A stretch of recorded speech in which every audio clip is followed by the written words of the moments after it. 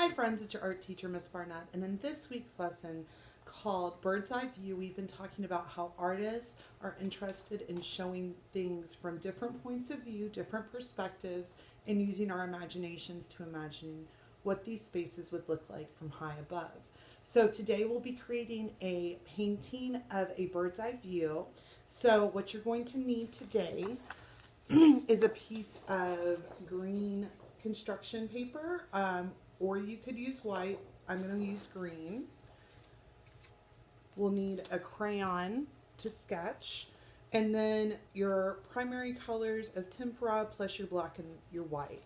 You'll also, since we're painting today, need a water cup with different size brushes. We are going to think about a couple of things before we get started. Here we go.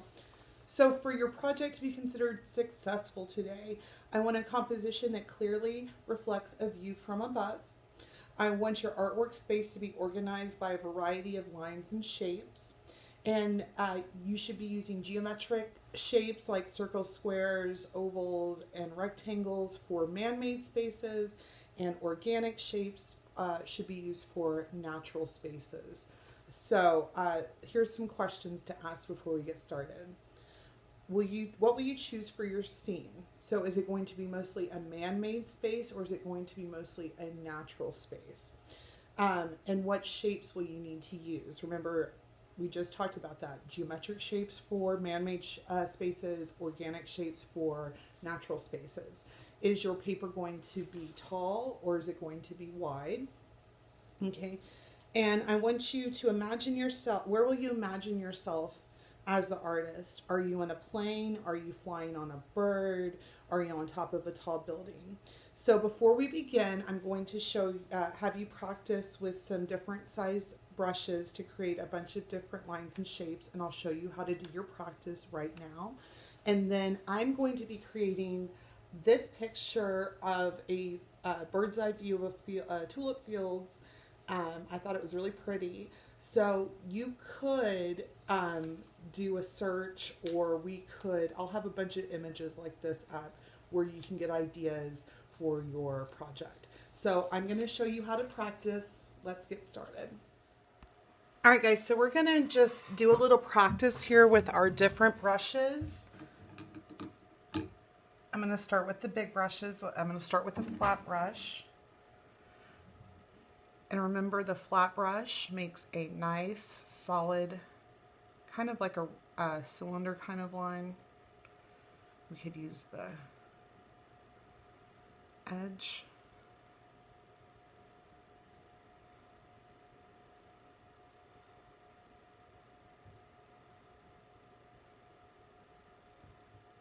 You can really get some interesting curves with this tool too. Okay, let's try the round.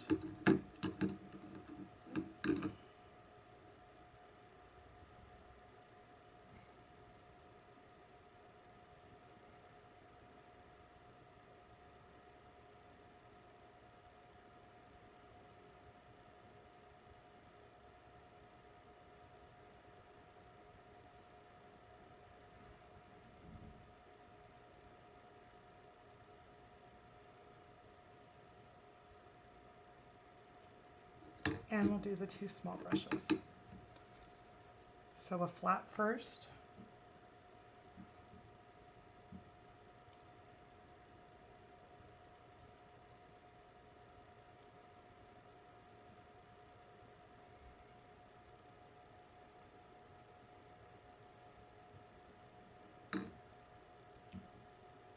And the round.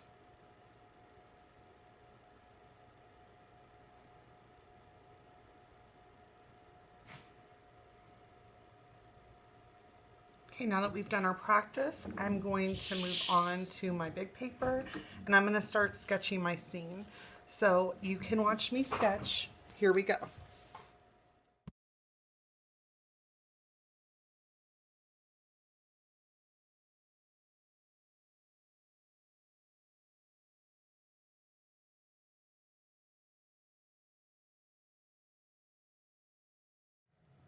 All right, guys, I've got my sketch done. I started with my horizon line. That is the line that separates the sky and the earth.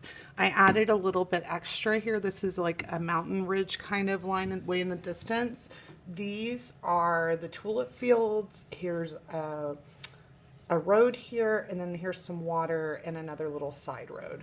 So I've added my big spaces. Now I'm going to go in with my colors and I'm going to start painting. Don't forget to mix your secondary colors. Think about the colors that you'll need. Paint your big spaces first, and I'm going to get started. Here we go.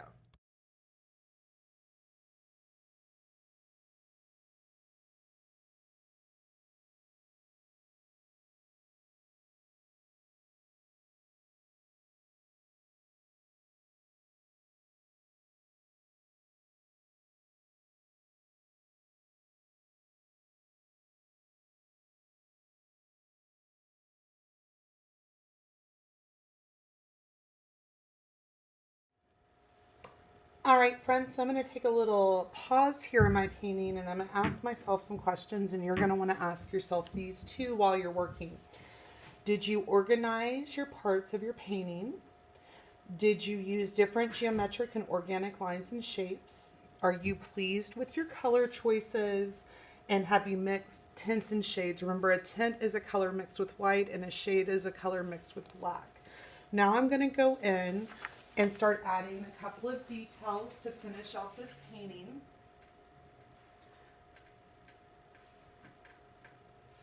I want you to think about adding details such as windows, leaves, or grass. How could you use color to show different places? And how could you use lines to define different areas? So let's go ahead and finish this painting. Here we go.